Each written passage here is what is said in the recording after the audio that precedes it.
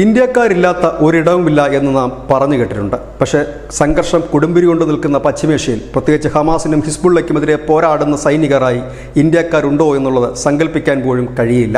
പക്ഷേ അങ്ങനെ ഒരു വിഭാഗമുണ്ട്. ഒന്നും രണ്ടുമല്ല, 300 സൈനികരാണ്. ഇന്ത്യൻ വംശജരായ 300 സൈനികരാണ് ഇസ്രായേൽ സേനയ്ക്കൊപ്പം പോരാടുന്നത്. ഇവർ തൊഴിലിന് വേണ്ടി പോയതല്ല, സ്വന്തം രാജ്യത്തിന് വേണ്ടിയിട്ടാണ് പോരാടുന്നത്. കാരണം അവരെല്ലാം ഇപ്പോൾ ഇസ്രായേലികളാണ്.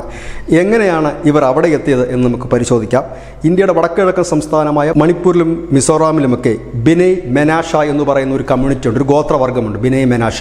ഈ ഗോത്രവർഗ്ഗം ഇസ്രായേലിലുള്ള ഗോത്രവർഗത്തിൻ്റെ പിൻഗാമികളാണ്. 2005 ഇവരെ സഫാർഡിക് ചീഫ് റബ്ബി, അതായത് ഇസ്രായേലിലെ മതപുരോഹിതനാണ്, സിഫാർഡിക് ചീഫ് റബ്ബി ഷാ ലോമോ അമർ ഇവരെ ഈ ഇസ്രായേലിൻ്റെ മെനാസോയുടെ പിൻഗാമികളായി പ്രഖ്യാപിക്കുകയായിരുന്നു. തുടർന്ന് ഇവർ ഇസ്രായേലിലേക്ക് കുടിയേറി.